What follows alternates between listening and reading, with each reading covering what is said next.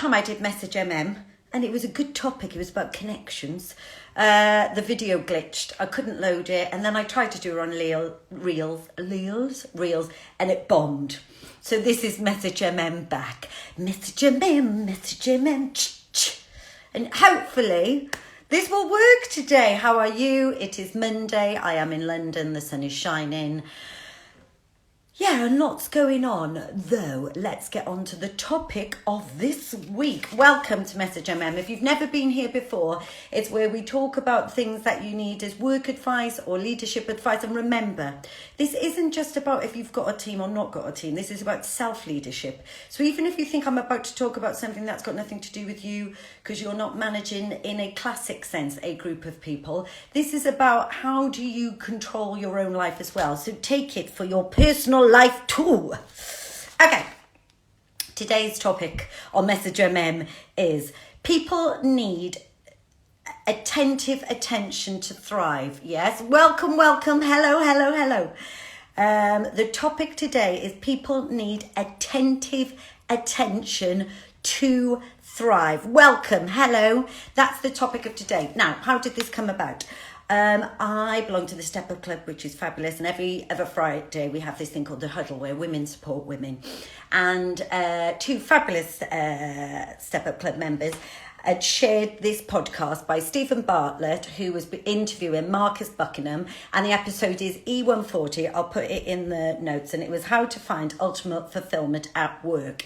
Anyway, as they were talking, and it's bloody brilliant, so I'd watch it anyway, and how you need to give people attention and how people receive feedback or don't receive feedback and how you can give them reactions and how you can understand their strengths and make them thrive. I'm listening to it and thinking, right, at the beginning of last year, I developed a whole new human-centric one-to-one model that managers could use to make it not about their to-do list, because that just becomes about micromanaging, to make people thrive. And so I thought, right, I'm going to review this again because it just backed up everything they were talking about, So why do people need attentive attention to thrive, yes?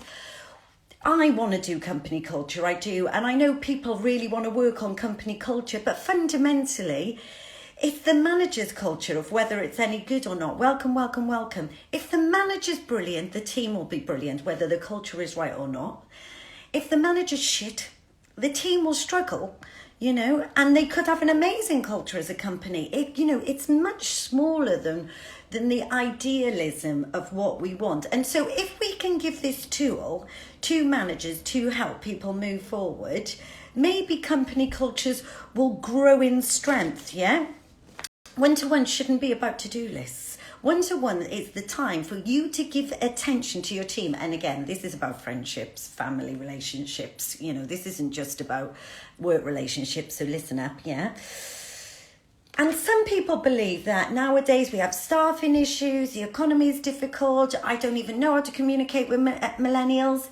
Well, this is it.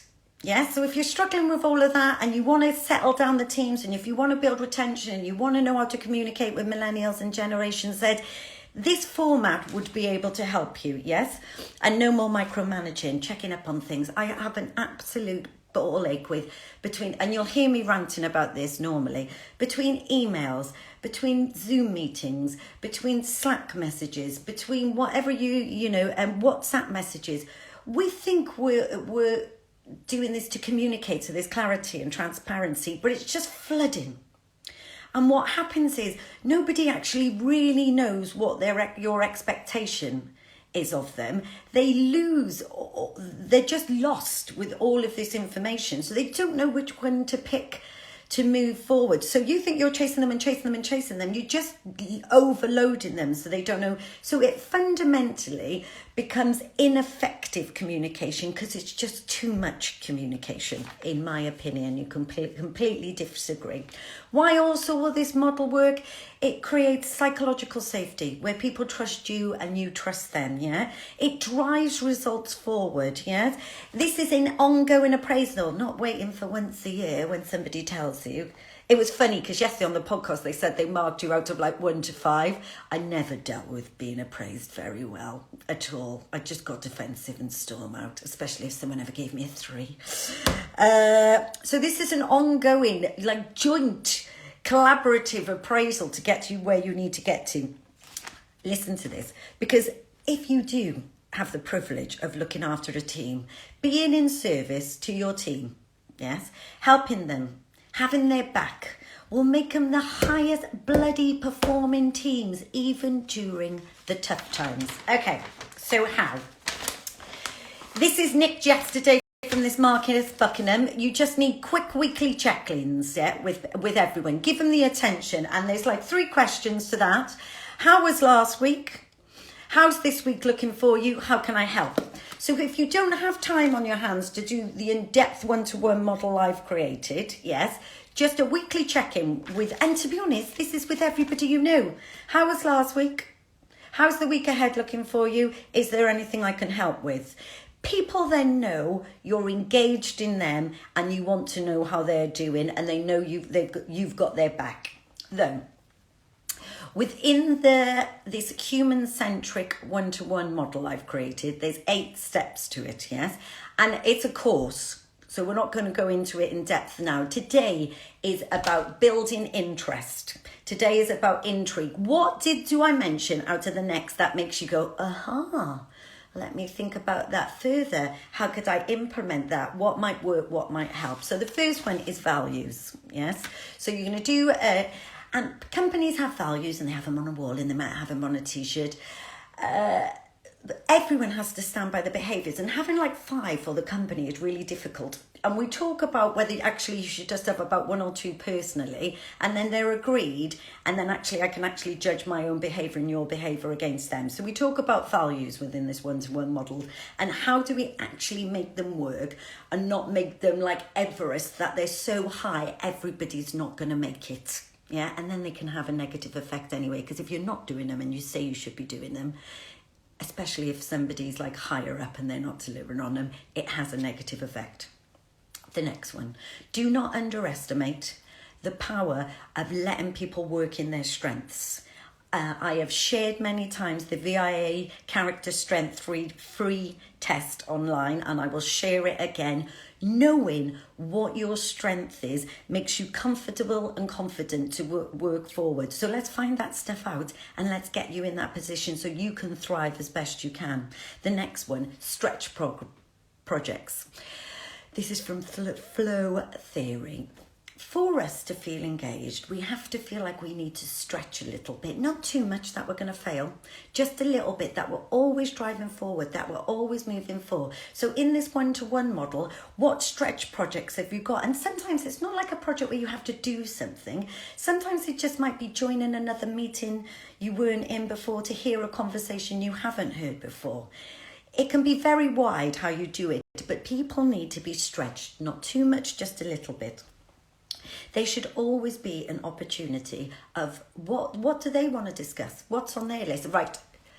Also, in these one-to-one models, the other person should be doing the majority of the talking, like 70%. Yes.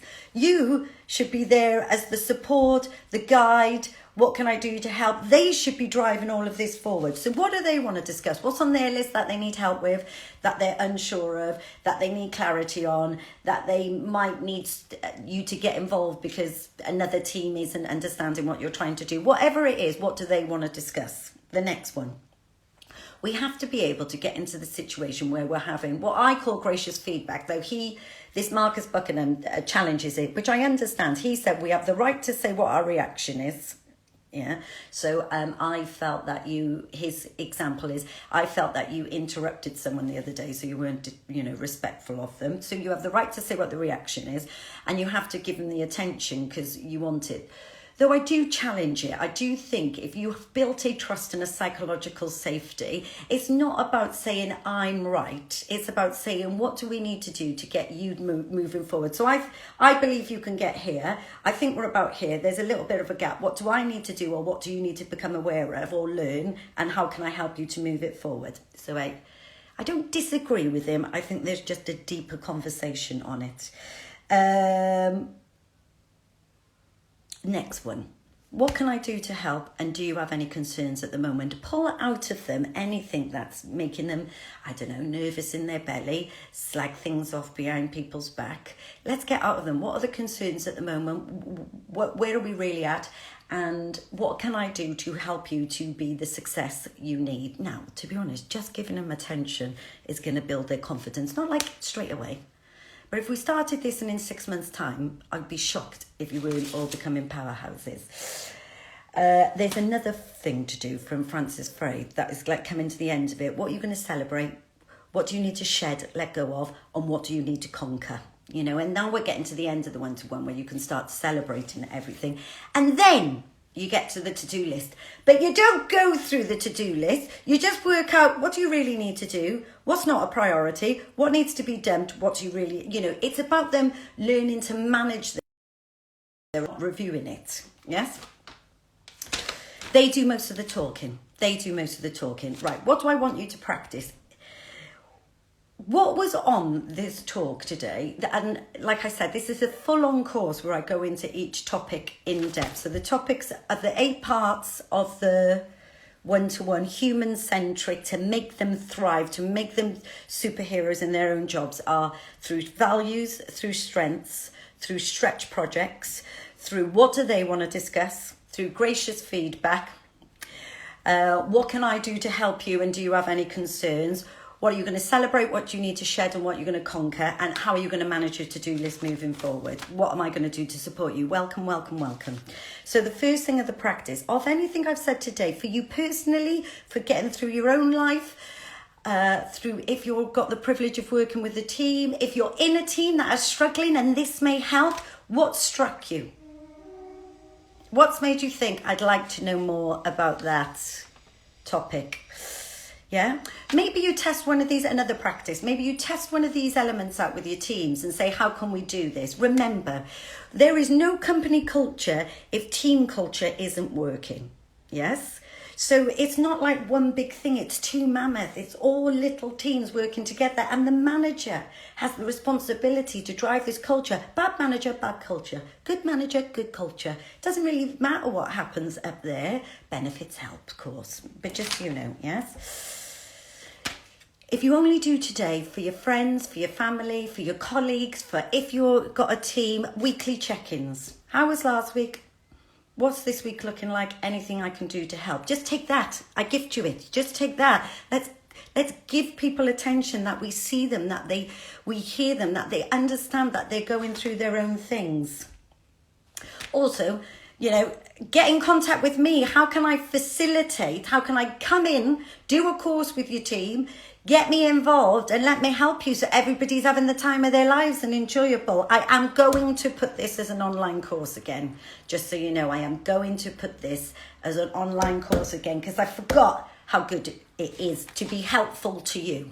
And also, I put loads of effort into things and then I just get excited and move on. And, you know, it's not helping sat on my computer. And I really, really want to help you. Remember, this is about, because being in service to your team, helping them, having their backs, will make them the highest performing teams in the bloody world. People need attentive attention to thrive anywhere in their bloody life. Hello, you okay? I really want to make the workplace easier, and with skills that can be taught, we can. You deserve to be happy every bloody day of your life. Thank you for joining me. Thank you for sharing this with other people. We have a WhatsApp group if you want to join in with that. But other than that, go have a fabulous day. Thank you for your time. I hope this doesn't glitch and we get to put it up on a video.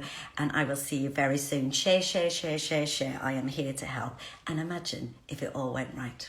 Mwah! Have a beautiful day.